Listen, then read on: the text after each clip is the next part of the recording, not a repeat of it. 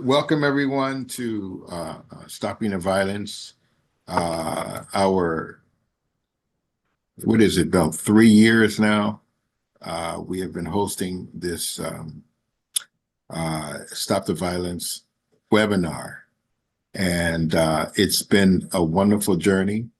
It's given us extraordinary insights in the area of stopping the violence. The progenitor of this particular program was what we call affectionately Mother Moon, which is Hakshahan Moon, who told one of our directors, says, you know what? We really need to deal with the issue. America needs to deal with the issue of guns and gun violence.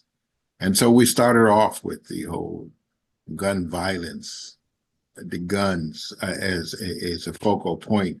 But we realized, as I realized, that a gun is all know that it's only an inanimate object. It doesn't pick itself up. It takes human beings or some person to pick that particular gun up and shoot someone and harm someone, threaten someone. So what is the root cause of people picking up any kind of instrument to hurt or harm another person? And so there has been a plethora of insights through the various persons that have graced us and came on to share with us the various angles that they have been working in order to curb and stop the violence in America. And it's been a beautiful journey because we realize there are a bunch of beautiful people out there working hard and making several sacrifices in order to play an instrumental and critical role in stopping the violence, and they have in their respective areas. And what we also discovered was that there are different, what I call different islands on their own, or silos on their own in their respective area doing incredible work. But they're in their perspective areas. How do we bring them together and play a national or collective critical role in the areas of stopping the violence? We've had ministers, faith leaders, we've got judges and mayors and community leaders, educators, on and on, of various peoples of different walks of life and diverse professions to come on to share with us. And there have been quite incredible stories and platforms that they have created. And so today we have another of our guests that we're excited to hear from. Our brother's name is James Trice, founder and CEO of a public policy project in Minneapolis, Minnesota, with over 20 years of individual work in community organizing, strategic communication, organizational leadership development, community dialogue, original change, and race diversity programming, organizational change and diversity programming. James Trice understands the fundamental principles that those who are affected by public policy decisions have a right to be involved in the decision-making process. And without any further ado, Mr. Trice, our brother Trice, want to welcome you to the platform, and we look forward to hearing what you have to say.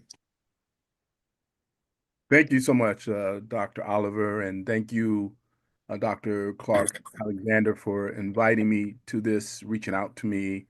I really appreciate it. So I want to thank you all also for the work that you have been doing. I look at the website and saw all the work that the organization is doing, and I really want to commend you for that work and in making sure that communities are really involved in the process of really deciding how their communities should be, how their communities should form, and being a part of the decision-making process for their future. I believe that we don't empower anyone. I think each and every one of us, all of us have power. We just haven't realized the power that we have. It's untapped. And what we do, we can act as a vessel to help uh, individuals realize their power. And once individuals realize their power, they don't depend on anyone else to do anything for them. As long as people think that someone else has power over them, they will always defer to that individual or that situation to, for resolve of resolve of issues that they are facing. So what I want to do is really approach this issue of violence from a political and environmental lens.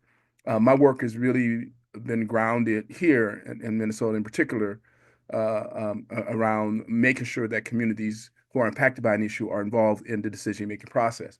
And when I started the public policy project, it started up as a civic engagement public policy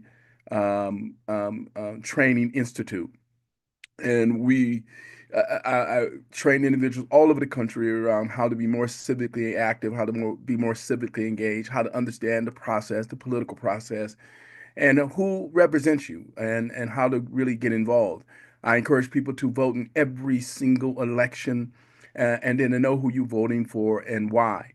To really understand how the decisions that impact your life affect you and how you can really be a part of that. Individuals I've trained have gone on to become elected officials and run organizations and agencies and have done some great work. And in my doing that work, I realized that the issues of environment were very critical to impacting people's lives. And so done trainings, done community dialogues where I brought communities together to really, talk about how a particular issue is going to impact them. Just one piece I want to mention to you is my involvement with helping the community in the area where George Floyd was murdered, 38th in Chicago, which is just a few blocks from where I live. And the city of Minneapolis hired me to organize the community in that area to help decide how they want the future of George Floyd Square to look when it comes to businesses and how transportation and street layout, street design, and a memorial for George Floyd, how to address violence and the issues with police and community working together. And I was involved with that, and then more intricately involved with that at the beginning in 2021. Less involved, but I commissioned a survey. Hired the University of Minnesota to come in and do a survey, a community-driven survey, where I brought communities together to help decide what they want to see happen, and there were some interesting things that came out of that. So here I want to go back to focus on our conversation at hand. I know we have a few minutes, and I want to just get to it, and I want to make sure I open up for questions. And let's start off with this, and I think it's critical for us to understand what violence is. Violence, as the World Health Organization defines it, is violence is the intentional use of physical force or power, threatened or actual, against oneself, another person, or against a group or community that either results in or has highly likelihood of resulting in injury, death, psychological harm, maldevelopment, or deprivation. That's the World Health Organization's definition of violence. Um, John Gotling of the College of Science, Social Science at the University of Hawaii said violence is any avoidable insult to basic human needs, and more generally, to sentient life of any kind, defined as that which is capable of suffering pain and can enjoy well-being, lowering the real level of needs satisfaction below what is potentially possible. Human violence, as defined by the Rick Call, the founder and of the Environmental Education and Communications at Royal University, said human violence, which always involves harm to someone or something, and that harm reduces the ability of an individual to satisfy their needs. And so, with that context, I want us to now dive into what I want to focus on here, and I think it's really critical that we talk about this, is environmental violence. What is environmental violence? John Gutland said that violence is not always done with a knife or a gun, but neglect, inaction, gross inequity, and unjust structures of society, including from lack of freedom and democracy, can be also forms of violence. These are environmental violence. Um, environmental violence refers to harm inflicted upon environment and or extension human populations due to human activity, particularly those related to the production, consumption, but they go beyond meeting basic needs. It's a framework for understanding the various ways in which human actions, including pollution, deforestation, resource exploitation, lead to negative impacts on both natural world and human health, safety, and well-being. Pollution of air, water, and soil are key elements of environmental violence, linking it to human industrial activities. Environmental violence is a direct outcome of human activity with intent or not that result in diminishing of the potential of flourishing of both humans and all other creatures that inhabit a particular environment. Now, um, a lot of my work is influenced by Dr. Robert Bullard. Dr. Robert Bullard is considered the father of environmental justice. Dr. Robert Bullard is the Distinguished Professor of Urban Planning and Environmental Policy at the University of Southern Texas University. And then Dr. Beverly Wright is also one of my influencers as well, is a founder and executive director of Deep South Center for Environmental Justice. Um, Both of them wrote a book called Wrong Complexion for Protection. And exactly that's what it is, the wrong complexion for protection. This book uncovers the ways in the United States government responds to natural and human and induced disasters, relations to race, and other past over the past 8 decades. When the images of desperate, hungry, thirsty, sick, mostly black uh, uh, people circulated in the aftermath of Hurricane Katrina, it became apparent to the whole country that race did indeed matter when it comes to government assistance. In the Wrong Complexion for Protection, Dr. Robert Bullard and Beverly Wright placed the government's response to natural and human disasters um, in historic context over the past 8 decades. They compared the contrast and contrast how the government responded to emergencies, including environmental and public health emergencies, toxic contamination, industrial accidents, bioterrorism, and threats, and how that African Americans are disproportionately affected.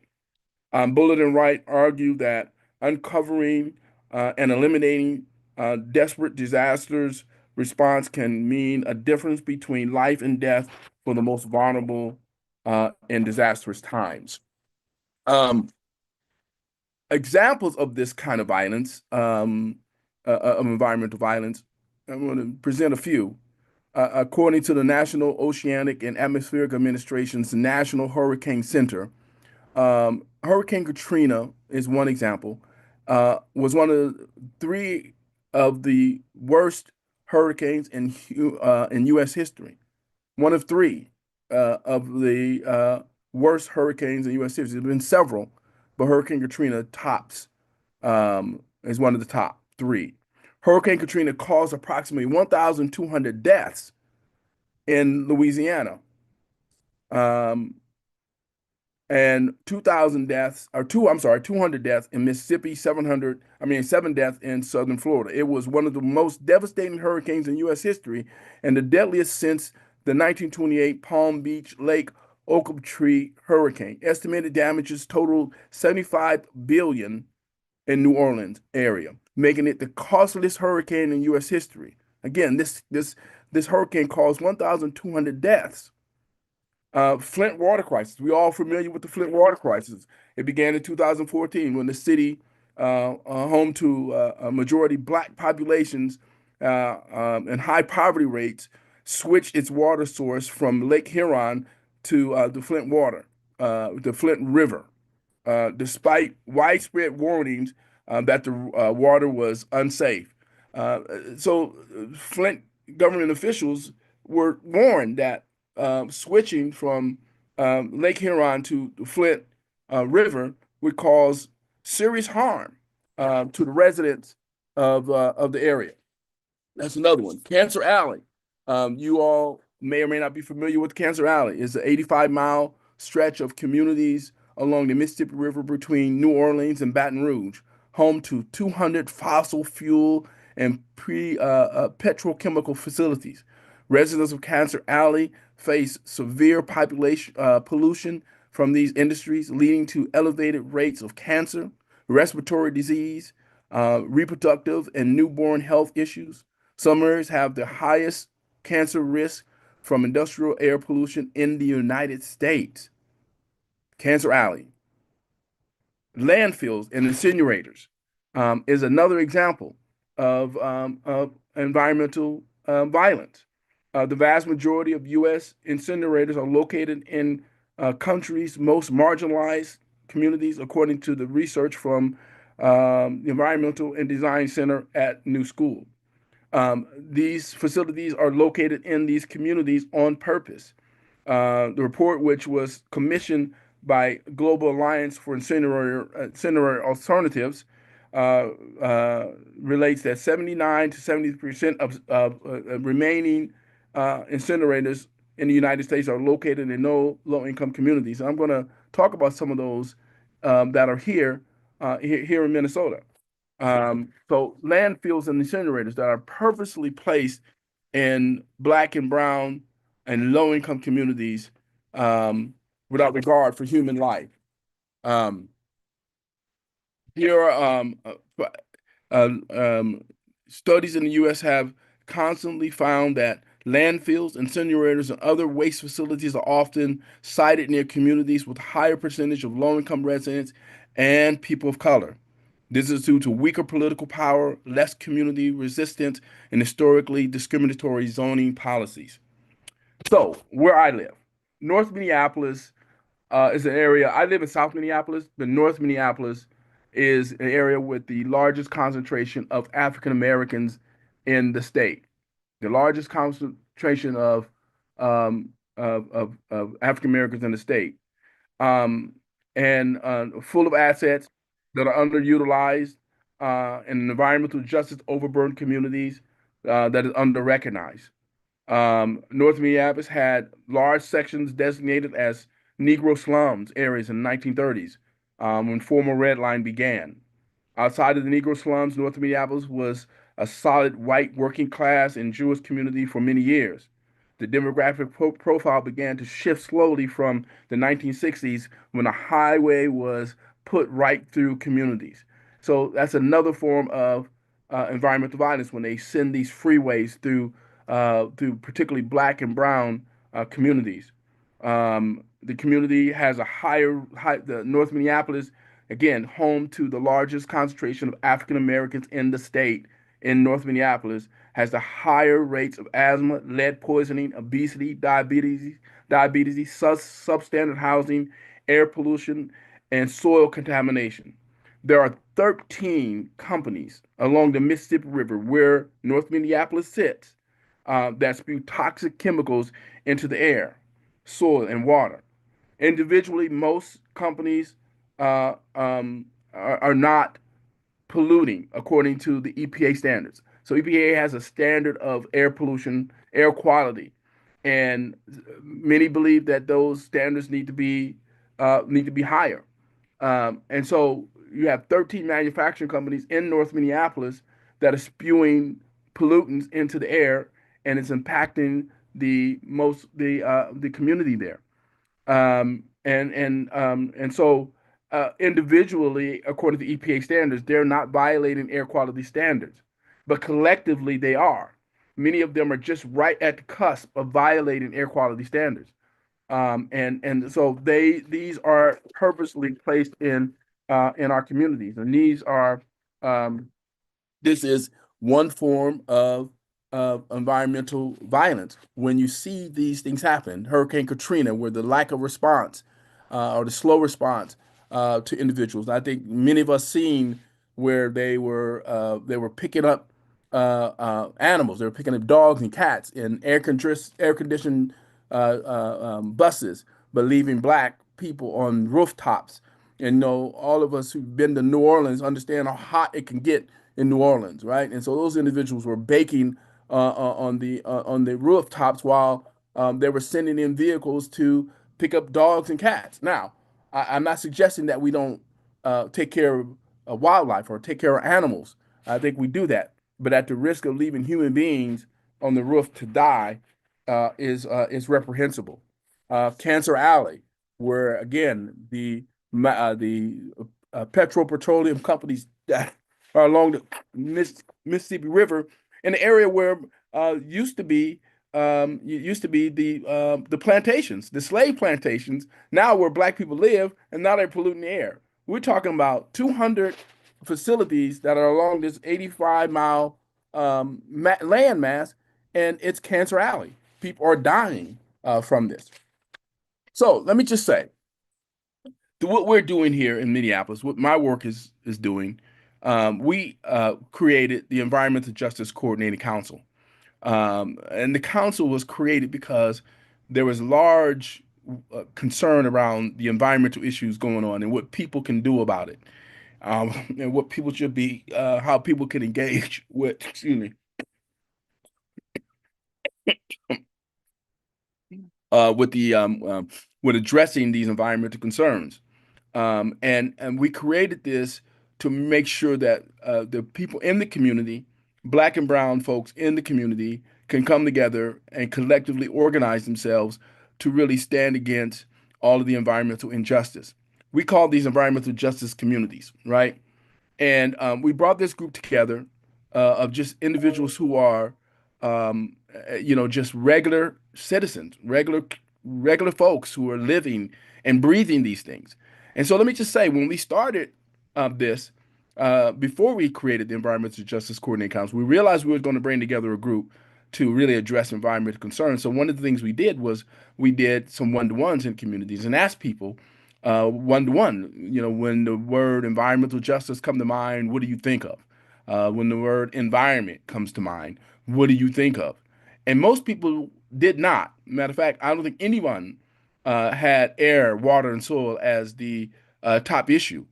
They talked about gun violence. They talked about drive-by shootings. They talked about police brutality. They talked about substandard housing. They talked about income disparities and education disparities and home ownership disparities. They talked about those things. They never mentioned air, water, and soil. And so what led us to believe that all the issues that we face in our communities are environmental issues, every single one of them. And all environmental issues are ours. And so when we launched the Environmental Justice Coordinating Council, or EJCC, it was an entirely black, African American led base of environmental social justice agents of change, working collaboratively to understand and address the environmental justice overburden in particularly in North Minneapolis. Since our inception, since we created it in 2017, what we have achieved is we played a lead role in establishing the Northern Metals Advisory Council. So let me share this. Out of the 13 manufacturing companies in North Minneapolis, one of them was called Northern Metals. And the EPA found out, or the MPCA realized that there were a major contributing factor to the lead and asthma rates in North Minneapolis. We were able to go to court and able to sue them and force them out of North Minneapolis.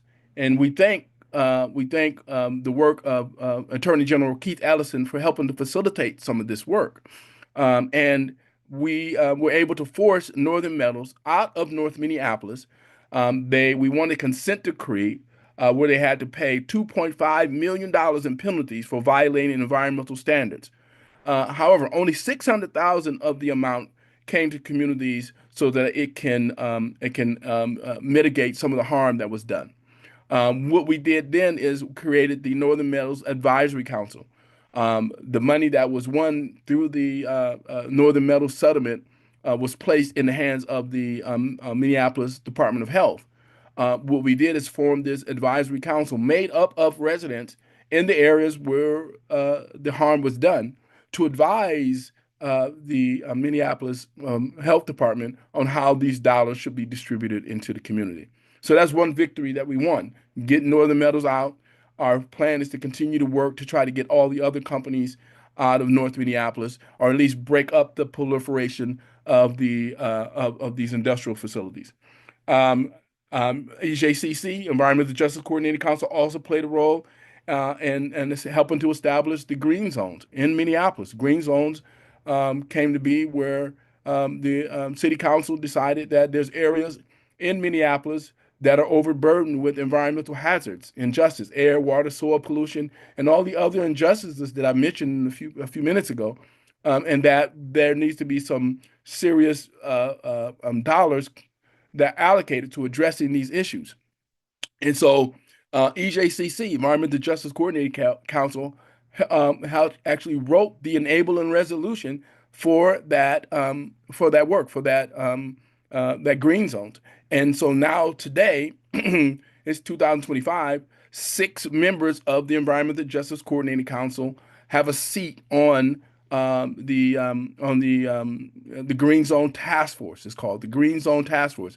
And now, just recently, one of our former EJCC members, I consider all of them members, lifetime members, but one of our EJCC fellows, they're now run the Green Zone.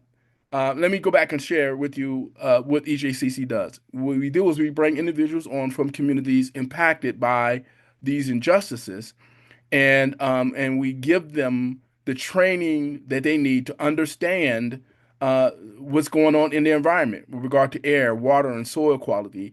Who are the perpetrators? Who are the polluters? How are we contributing to the pollution? How are we contributing to the environmental hazards? And what we can do to address them.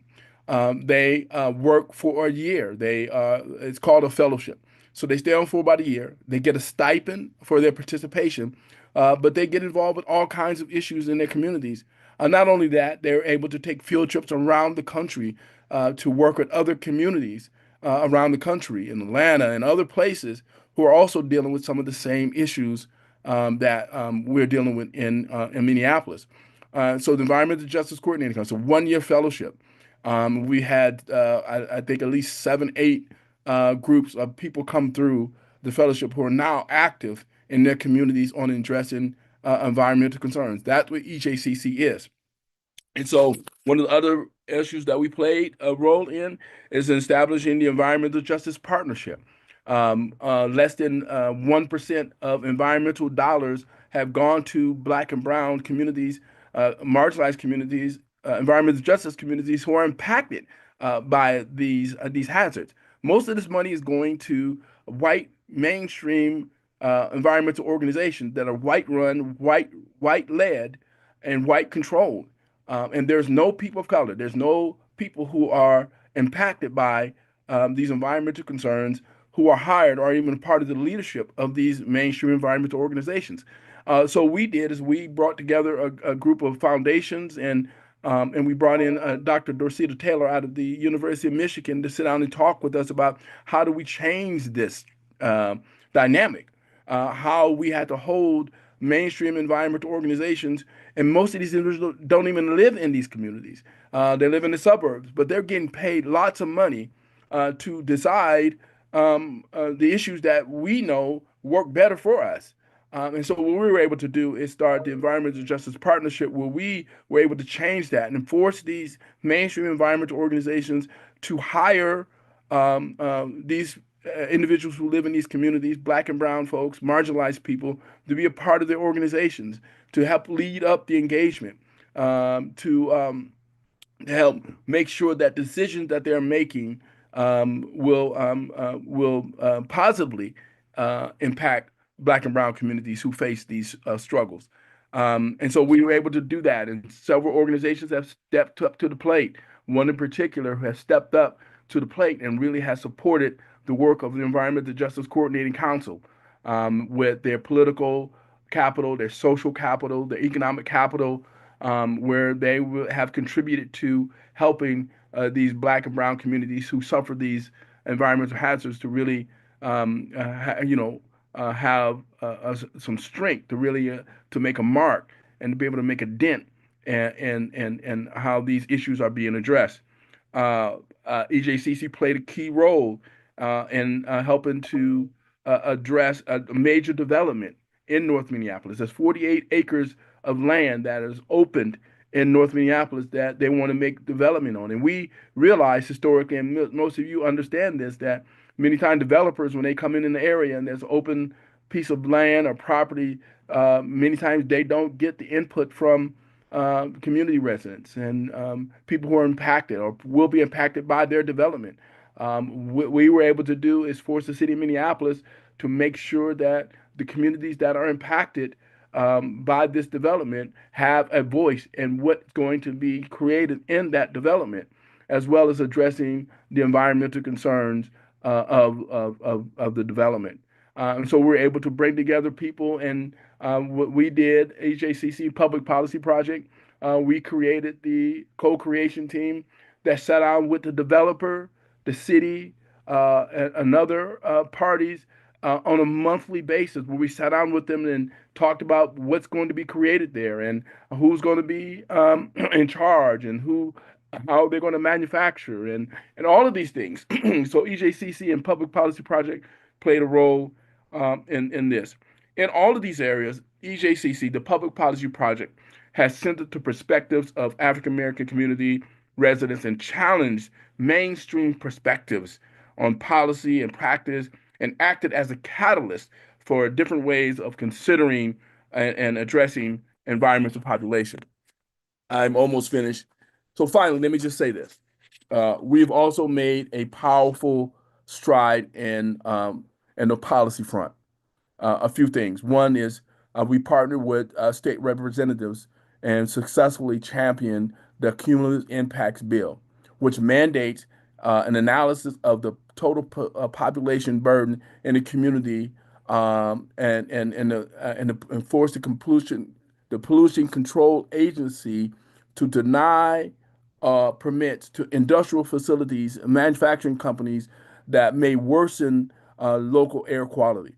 So, with these 13 manufacturing companies in this one small area in North Minneapolis, that can no longer happen in the state of Minnesota. But with these 13 manufacturing companies, as they exist still, now there are going to be more scrutiny when they come up for to renew their permit. And if they're found to have be in violation of air quality standards or their potential to violate air quality standards or to worsen air quality standards, they will be denied a permit to continue operations in North Minneapolis. Or not just North Minneapolis, the whole state of Minnesota, the Minnesota Pollution Control Agency. We won that at the legislature. And again, that's why I emphasize that elections have consequences. And let me just, as an aside, let me just say this, and I think this is important to note. If Keith Ellison was not elected as the Attorney General here in the state of Minnesota, Derek Chauvin, the man who murdered George Floyd, would still be walking the streets. It was because of his work that forced that forced an indictment on Derek Chauvin, Officer Derek Chauvin, who murdered George Floyd. The then attorney, I'm sorry, the then county commissioner who's supposed to be in charge of of these crimes and prosecution or indictments of individuals who commit crimes, show no indication that he was willing to even make an indictment against Derek Chauvin. And so the governor was able to decide to give the case to Attorney General Keith Ellison, and take it out of the hands of the county attorney in Hennepin County. So election has consequences. Additionally, we helped to establish the Environmental Justice Advisory Council, This is a body of community residents who works with the MPCA to review and advise on permit approvals of facilities operating already in overburdened communities. And so this council advises the Minnesota Pollution Control Agencies and makes suggestions, to say, hey, look, we looked at the data and this information tells us that they have a potential to increase pollution in the area. So we're going to ask you to deny the permit. So we're able to get that. We have successfully gotten the city of Minneapolis to pass an ordinance mandating that all auto body facilities, shops, transition to water-based paints and solvents when working on vehicles. They have to do this by 2026. Now, what we've done also is, we were trying to be friendly and trying to be a neighbor to these auto body shops and say we were able to create a cost share program where dollars are given to these auto body shops who want to transition, but realize that it's going to be a cost burden to them. Otherwise, they'll go out of business. And so we were able to get some dollars to be able to help offset the cost up to 75% of the cost if they do the work first. They have to do the work first of swapping to water-based solvents and paints.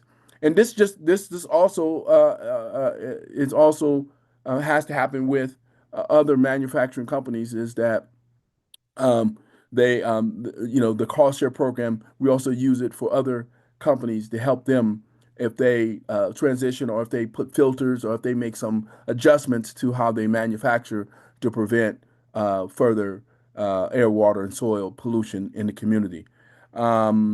So we're able to get those things done. Let me just say this, and I'm gonna close by this. As I said before, elections have consequences. I urge and beseech individuals to participate in every single election, state and local elections, school board, county, library board, park board, participate in every single election. That's where our power comes from. Those who cannot vote, who are on paper and cannot vote, we urging you also, you can participate by supporting candidates, by helping to campaign for with candidates, helping to encourage individuals to vote for particular candidates who have their best interests in mind. So you can still, even if you cannot quote unquote vote, you can still participate in the election process. I will end with saying this: those who make you believe in absurdities can make you commit atrocities. Someone said that. Those who make you believe in absurdities can make you commit atrocities. We have an administration who have successfully made individuals believe that black, brown, immigrants, people of color are a problem, that we're less than human, that we deserve to be, treated with indignity, that they are. It hasn't even been 100 days, I think, in this administration, and they've already made an impact negatively and trying to roll back some of the these policies that are in place, the MPCA, the EPA, and the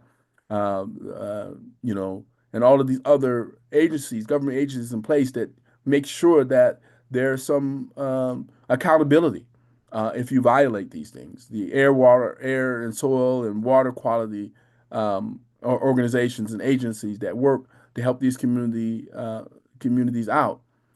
And so I ask that you would understand that not let's not just focus on the actual gun violence and all of that. That is really, really important. But many times they want to make you believe that's the only violence that is happening. And there's violence that is happening to us on a regular basis. As I mentioned, that these communities, when we talked about environmental justice, they never talked about air, water, and soil, but they were breathing this stuff on a regular basis. They were dying from this. Their asthma rates and lead poison rates and all of these things were happening in their communities at the same time that gun violence was happening, which is, you can see that, right? It's immediate.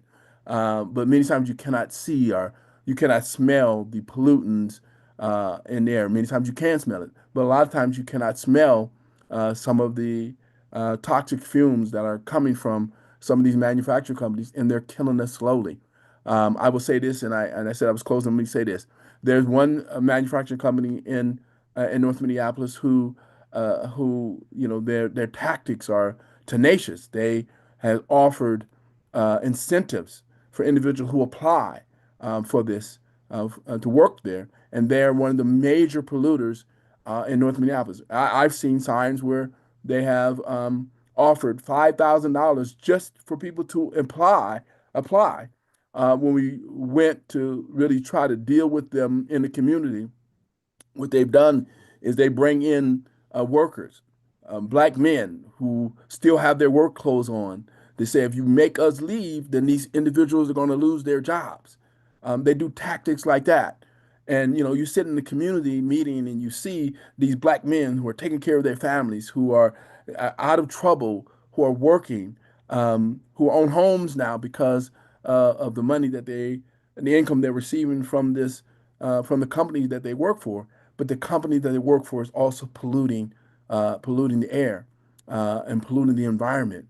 And so they go to no ends to do these tactics. So I just want to encourage us when we talk about violence, let's also include environmental violence as well, and begin to work to try to address that as well. Thank you so much. Well, thank you for your presentation and uh, insightful. But also, I think as you have said, the environmental justice. There's another um, sort of avenue of violence in itself, and there's a lot can be said in that area. But also, um, I was thinking if how does that environment also play a role in the dysfunction of various people in those communities? I didn't hear that, and I wanted to hear that as well because I think that plays a critical role in It that does. process. We know that there's injustice, uh, you know, just everywhere. No matter for me, I'm not. We don't get into political situation, but I'm just saying in general. If it doesn't, to me, it doesn't matter in the administration because you would be fighting that fight if it's just, if it was just one administration. That's just down in history. You know what I Yes, mean? yes, So, yes. yeah. So the the the the concept that I was also looking for as you really enlighten us with that word, then how does all of that pollutant, that air and that environment? Because when you first started, we had a guest on who was saying that in these environments where it's called more at-risk environments, right? And Mhm. with those who are the population of those environments, they're torn down. They're, the environment is in disarray, so they begin to you know color and paint over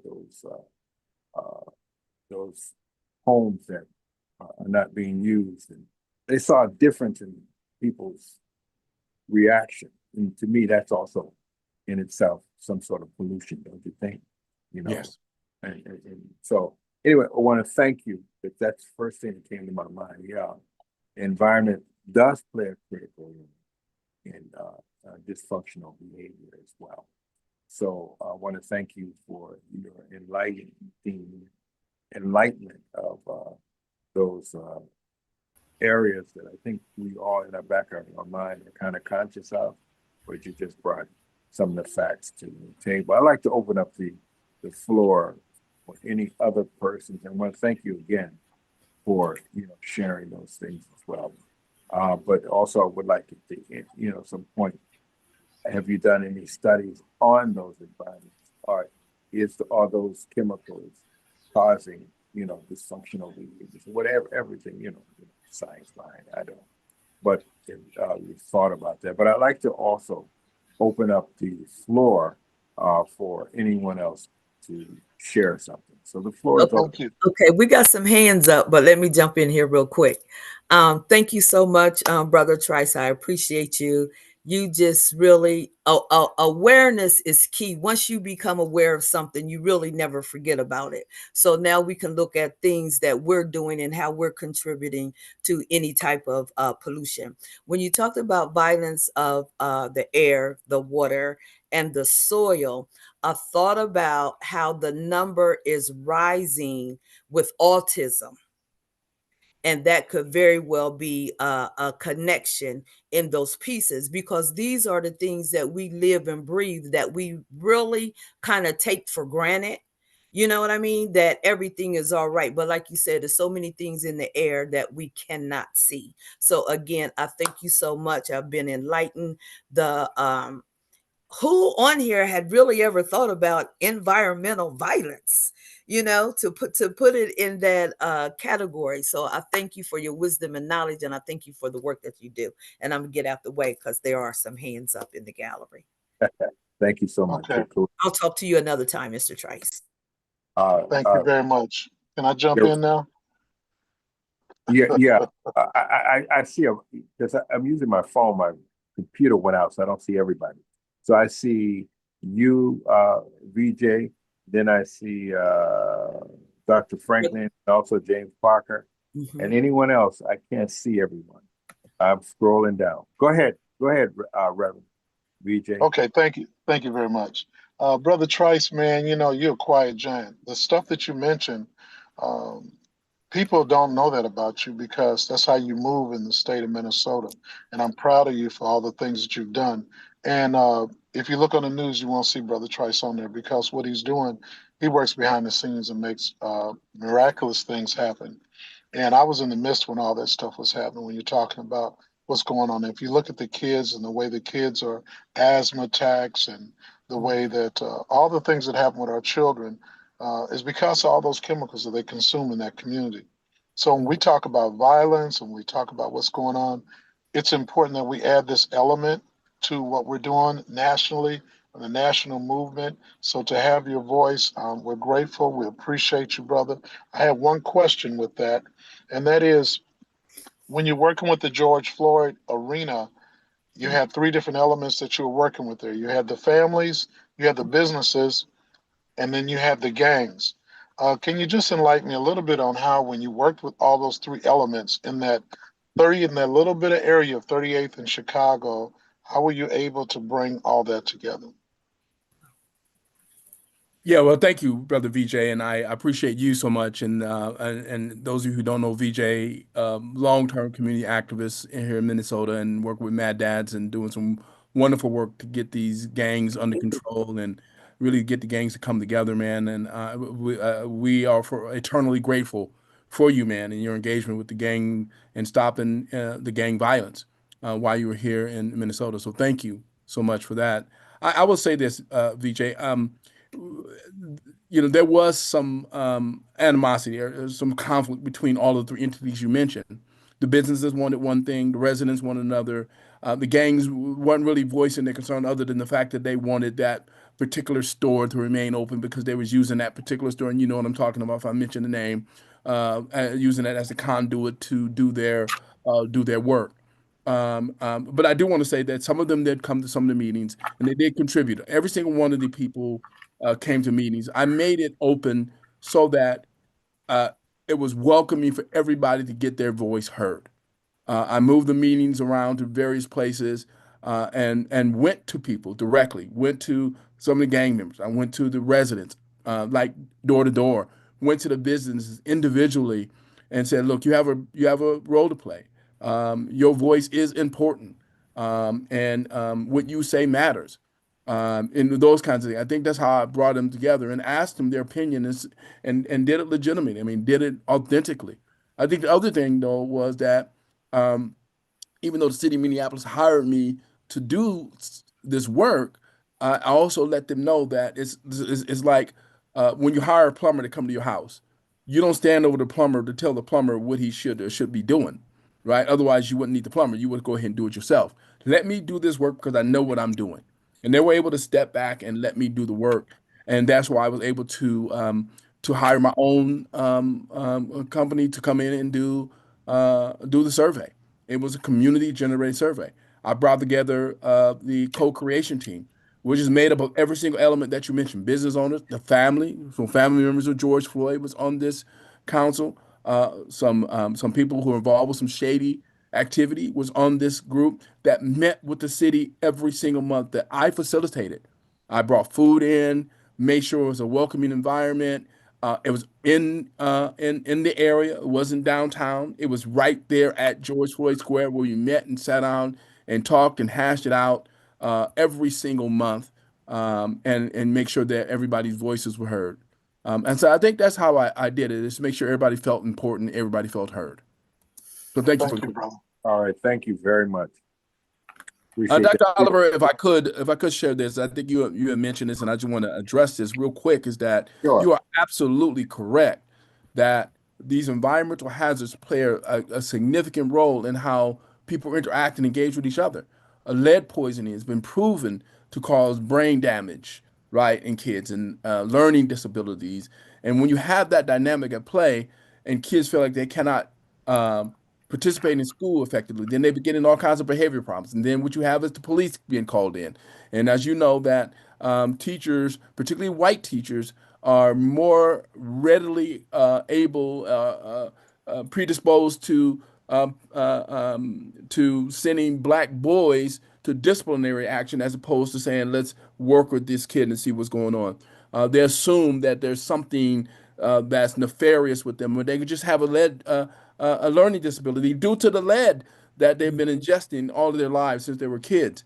That plays a role in the violence that happens in our community. They don't see each other as human beings. They look down on each other, and that plays a significant role.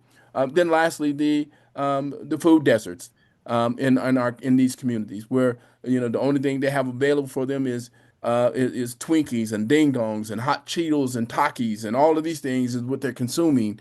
Um, Noodles and noodles. right? Those things cause behavioral problems. If that's all you're eating and consuming, and that's all you're able to access, those things are a significant factor in contributing to the physical violence that we see happening.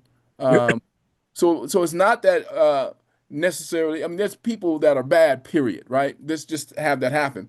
But there's a factor in what happens in our communities that people are not talking about, and people refuse to talk about. They want to focus on the actual gun. The gun. He shot him. He should just throw him in prison, as opposed to, okay, what are the contributing factors to this? What are causing these kids to do this? What is happening with this, and how do we solve the problem? So Yeah, thank you, Dr. Oliver. yeah, you're welcome. And don't forget them cookies, 2 for $1. So You bear witness to that yourself, didn't you? yeah, I went in the store and I saw the whole scenario. Yeah. Yeah, so Dr. Franklin, Brother Franklin. Right. Thank you so much. Thank you so much, Reverend Oliver. And thank you so much, Brother James, for your commitment towards raising up these environmentalist issues. And I love the label, environmental is violence or something like that, because this is something that needs to be exposed big time. I believe it's personal for us, and at the same time, I honor you because it seems as though that you have embraced maybe the calling of your ancestors. I believe that the African American spirit, as well as Americans, descendants of slaves, have a very significant role to play towards America's trajectory of, um, of seeing the realization of justice. There's a sacrifice that was made by our ancestors, and I believe you are carrying that torch. You're one of our great leaders who are carrying that torch to make sure that this justice and what you're talking, what you're advocating and promoting, it's not African American injustice is an injustice for everybody, and so I mean, the reality is that yes, the African, Black, uh, American, and brown children have a disproportionate rate of the rise of autism, and that's what we're dealing with. You know, our youngest son is dealing with autism, keeps us up all night, right? And so collectively, I hope that your work, your gallant work, your incredible work is so absolutely necessary. And I hope and pray to God that it gets to the White House, and those who say that they are concerned about these things will be able to allow your voice to be heard, and may God's blessing and God's anointing be upon all the work in which you're doing. I just wanted to say that. Thank you so much. Thank you. Thank you very much. Yeah, thank Also, you so much, Dr. Franklin. I appreciate that so very much. Thank you. You're very welcome. Thank you. also, Reverend Dr. James Park. How are you? Welcome to the class. All right, I'll take all of those, Reverend Doctors, whatever. Go ahead. you know, great talk. I was just looking at your name, James, and I said it must be in the name James because he sounds just like what we had to put together. And I mean, so true. Tackling the gun violence that we tackled, then tackling the hunger problem that we tackled, but it was still problems that were still arise. We also had to build civic associations in each community. Then we had to get one big civic association for all presidents to come to, find out what's going on in your neighborhood, what's going on in my neighborhood. Is your kids coming over to our neighborhood and causing trouble? Or, we really built a bond. And then we got into the environmental piece where the landfill wanted to go up another 25 feet and found out they were secretly trying to work with a community that was closest to them.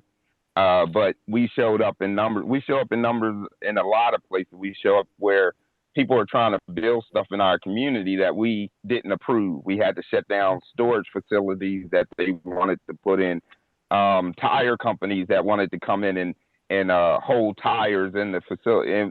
And we just got out there. If our councilman didn't hear or back what we were saying, we took to the streets and started blocking entrances and things of that nature to let them know that we are not going to stand by and let you do whatever you needed to do. We started showing up in county council meetings and all these other meetings that was taking place in our community without our knowledge. So they would write that they had a meeting in our community as if we were there, but we weren't there. So we started finding out those problems. Whenever we see a bunch of cars in our community that we don't know at one of our facilities, and we know you're trying to have a secret meeting, and we call everybody on the phone, and people ready to drop whatever they're doing to come out there and voice. So yes, I applaud everything you're doing. I know the things you probably ran into, some people that you thought were on your side. A lot of us that go in there aren't even on our side, aren't even fighting. They're the color that we are. They're actually live in the community and they talk, but they're not talking for the community. And then we got the drug dealers who suddenly wanted to say, okay, we don't want to destroy our community no more. What could we do? We started training them in environmental justice, that they start to go so they can, the next generation has a voice. Because guess what? It's going to be affecting you. So yes, I applaud you and definitely would love to share a root beer soda with you. It's interesting. Thank you, James. Let me just say this, two things. Back to you, Dr. Franklin. I have two grandchildren, twin granddaughters who are autistic as well. And so my wife and I get them once a month. And it's such a joy to be with them and to watch them grow in their development. And so I understand what you're saying, the struggles with that. And then to you, James Parker, it's interesting that when we did the survey, and it was a community-driven survey, and we did it 2-mile radius around 38th and Chicago on the corner, and we have several responses. One of the questions we asked in the survey is, what do people want to see happen with the gas station? There's a gas station that was there that was vacant. And if you've been to Minneapolis, you know what it is. It's called now the People's Way. It's a vacant gas station. And we asked the community what they wanted to have happen with that gas station. And we had several things that people said. And one of the things is people say make it a museum or a youth center or whatever else, right? Memorial space for George Floyd and other victims of violence. But we did get some responses, and there was other responses that were significant enough to report. And these responses said that they wanted a prison built there. There are people who said they wanted a prison, a jail built at the gas station across from where George Floyd was murdered. This was in the survey. Wow. And so when you talk about the communities that are there and they're speaking for us, they're not. And it was absurd, right? But it was enough for us to have to report it. If one person said it, I wouldn't have recognized. I would have just, overlooked it. But it was a significant number of people who responded to the survey who said they wanted to see a prison placed there. Of course, that's not going to happen. But to know that there's people in the community who think like that, Yeah. that's sad. It's like, really? That's how you think about this community? That's how they think about us? That it should be a prison there? Right across the street from where a man was murdered by law enforcement who were anti-Black violence that committed upon us? And your response is that you want to see a prison put there. Okay. That's not going to happen. We're not going to let that happen. Thank you. That's very interesting. Thank you. Wayne, how are you? I am well. Thought-provoking topic. I'm glad you came and presented it. It does challenge me, and I have a number of thoughts I'd like to express from what I heard. I think what you're describing is a consequence, but not the root cause of problems. And I see the advancement of science and technology that brought about many of the ways how we use natural materials, of what we can do with them, how we can adapt them, how we can use them to benefit us. What we don't know is the consequences of creating it. Yes, we can, but we don't know our greater problems created by what we create. We're ignorant. We're really ignorant. Science does not deal with the moral aspects of what they do. They only look at what can be done, what ought to be done. And when I'm listening to you, I go back to a time in human history where God's ideal was never established here on this earth. We fell into ignorance through the fall, both spiritually and intellectually. We don't know how to love. We don't know how to take care of one another or the environment. So when we have fallen people, and I'm a fallen person, I come from that lineage. I am not connected to God the way that I should be. So I don't know how to relate to other people as God wants me to, or relate to the environment, or use the environment the way that it should be used. So the problem that I see is we are really ignorant, and spiritually and physically. So what you're describing is something that we need to go back to the most fundamental of things. And Jesus Christ is one person, the true parents, and now in our time, teaching us exactly how to relate to God, to one another, and to the environment. And you're right, we have abused the environment, and we've used it in ways that harm specific groups of people. And you're bringing that to the forefront. I cannot be denied. But the greater problem is we are ignorant and we are disconnected from our Creator, Heavenly Parent. Those are the comments that I'd like to make. And so that's where I think the real answer and the real focus can be, is to really bring God back into our minds and our hearts. Thank you, Wayne, for that. I appreciate that. Let me just respond by saying that the Word of God says, and Jesus said, the two commandments that you have to do, and this is above all other commandments. Love the Lord thy God with all their heart, all their soul, all their mind, and all their strength. And he said the second is to love your neighbor as yourself. The problem is this: how many people actually love themselves? So if you don't love yourself, how can you love your neighbor as you love yourself, right? And and there's a lot of people that struggle with that, right? They don't like themselves. I would submit to you that individuals who uh, are the most hateful individuals, the individuals who say the most insane things about other groups and communities of people, don't like themselves. They actually hate themselves. I don't think it's possible for you to love yourself and to hate others. And I'm not talking about love yourself in an arrogant way, but to truly love yourself. Because if you truly loved yourself, then you would say, why would I do that to somebody else? Because I don't want that done to me. When we talk about giving, right? And this is a simple form, right? And you say, hey, I want to give to this homeless shelter, or I want to give food to the food shelf. And you look in your cabinet. And what happens many times, what do we do many times? We give people the food that we would not eat. Why do we do that? Right? We say, oh, I'm not eating this can of peas. Let me give it to them, right? Why not go to the store and say, I'm going to give people stuff that I would eat. I'm not gonna buy no outdated meat and give to a food shelf. Let me buy some meat that is not outdated. Give people something that I would. That's loving your neighbor as yourself. Is to do to them what you want done to you, and um, you know, uh, do unto others as you would have them do to you. As much as you've done it to the least of these, my brothers, you've done it to me. What you do to the least of these is what shows up in your relationship and defines your relationship with God.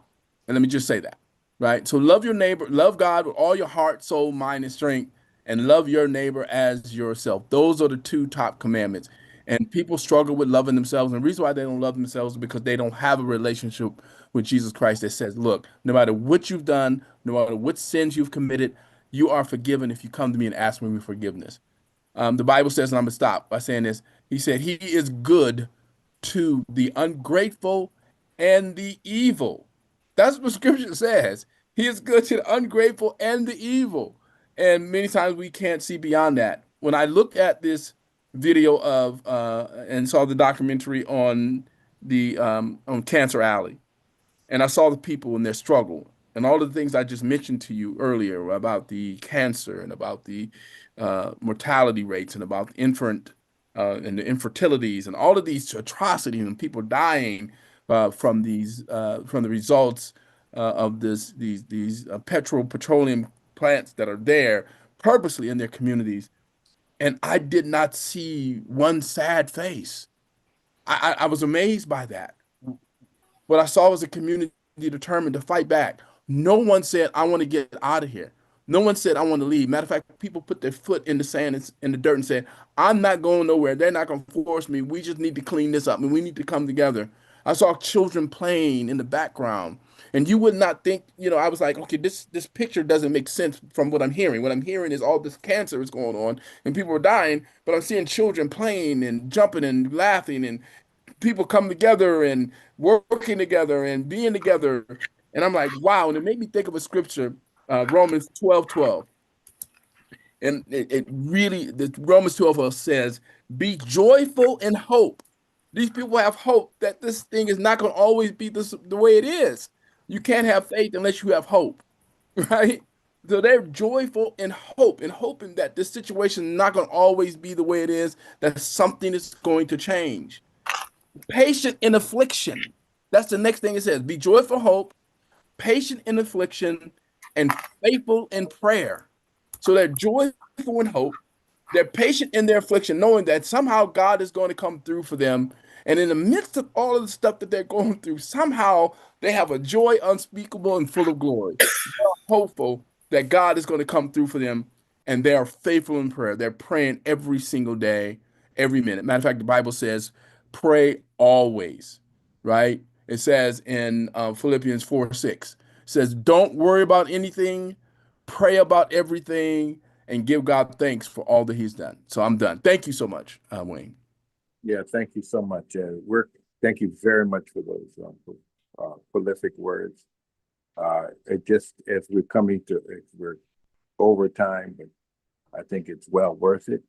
One thing I would like just to say in conclusion is in response to the whole do unto others as you would want others to do unto you is really targeted to those who understand suffering, who've been through suffering, and they realized more the onus becomes on them, you know, to do unto others as you would want others to do unto them, because you understand our suffering. Also, one thing about forgiveness, when Jesus forgave the woman who was being stoned to death, he said, your sins are forgiven. But one thing that the caveat in all that, he said, but don't do it again. Okay. So I'm listening to the conversations of those people who are being irresponsible to others. And some people recognize that those people are being irresponsible to others. Then that means that if I recognize it, then I recognize that I have to play a critical role, not only of those who have suffered, but those who played a role in the system. You know, they have to also say, no, I can't do this again as well. You know, we're sorry that this has happened. We recognize these things might be true. So it's not only to recognize it, but it takes some proactive responsibility and say we will not do it again. And that's what Christ really said. We ask forgiveness, and we know, but we forgot what he said to her as well. He said, "You are forgiven, but don't do it again." So we're looking at how we can play a critical role. And thank you so much for your mission that God has given you to bring the awareness. And I believe the awareness is not to be destructive, be constructive in the long run, you know. And so we're really appreciative of your prolific angle that has come. And so I told you this platform has been a journey. So imagine you, right? And we've had several others who were as prolific as you, but in their own different, unique way. And so we're grateful that you have come to bring that unique platform to us that has ingratiated us and also given us some deep insights. And we have to bring it all together, right, Reverend Franklin, right? VJ, right? We have to bring it all together and have a national impact. You know, bring these silos together to have a national impact, to have a world, a greater America. So I want to thank you, James Trice, for coming on, and we look forward to continuing a dialogue with you and working with you in some capacity. Any last words? Yes. Dr. Trice, Dr. Madeline, I saw you unmute yourself. Did you want to say Oh, something? I just unmuted myself and was just applauding Brother James Trice and you for always holding us up. And I'm just excited. This was new information for me. And things are just going through my mind, the what if, and it's answering some questions that I had in the back of my mind before any of this. With that, it has given me a place to compartmentalize environmental violence. You know, so all the stuff that I had over here, I can put it in there to shape and mold, and I can call Mr. Trice for future references. So I appreciate you, brother. Yeah, I Yes, and agree. I just Go want to ahead. thank everybody for the great questions, because there's so much work that needs to be done. And I was just thinking about the pig farms and all the people that are getting sick from those pig farms being in the poor neighborhoods, and that impact that it has. And I know, James, you probably know a little bit about that, but it just made me think about all the stuff that's going around the country that our people are dying from. getting cancer from. They're dying from. And so, James, thank you so much. This is something that we really need to be aware of, and politically we can take action if we know what's going on. And a lot of people just don't know. Yeah, and he talked about Cancer Alley, and it was just a documentary on in St. Louis. Is it Cook River or Cook something? But it was in St. Louis, and it was this little river that was behind people's houses, and they were dying, and they related it to the pollution in that river. So it just kind of brought some things together for me. Yeah, I just want to say that, but I didn't present it to you 3 examples: Hurricane Katrina, Cancer Alley, and the other. But there's many more of those that are Yeah, I'm happening sure. all around us, and nobody's talking about it. And the reason why nobody's talking about it is that we live in a society where we put profits over people, where people care more about your money, care about your dollars. I remember when Jesus told the rich man, he said, "How can I inherit eternal life?" And he says, "Sell all that you have and give to the poor." Now, he was a rich man. What Jesus was offering him is a better investment of his dollars. He said, if you give this, you have a better return. Your return is better if you give that. And he could not understand it. So I close with saying this: God gives grace, but he also demands responsibility. He also demands us to be responsible when he gives grace. Grace is free, but he demands responsibility. And Yeah, so it is all grace, great. grace is free, but it does call for responsibility, and Yes. that's where the true change come in. And for me, Dr. Madeline, the only piece that he mentioned, I think we all were a little familiar with, was Flint, Michigan, right? Now we Yes. all Yes. had that in the back of our mind, but Oh, you yes. brought some other things into play for us. Thank you so much again for coming on. We look forward to talking with you and keeping in touch with you. Thank you so much. Yeah, there's a whole lot of plethora or other ideas to come in, but we can talk about those things off camera. We can. God Anytime bless you need me to come, Dr. Oliver, Dr. Clark Alexander, anytime, VJ, all of you, just let me know. I'm here for you, and support the work that you all do. I really appreciate all the work you do. Blessings. Thank Wonderful. you so Thank much. you. Thank you. We Blessings thank to you. as well. Everyone, thank you for coming on again. Thank you, John. Good to see you. And Wayne, always, and all those. I can't see everyone, but God bless you. See you next week. Thank you, Dr. Madeline, for finding this great man to come on, And that's via VJ. Oh, VJ? That's via VJ. I say Yes, between sir. you and VJ, you guys are on it. We're working it out. We're You working are it out. a tag team second to none. God Yeah. bless you. God bless you Awesome. all. Awesome content. Stay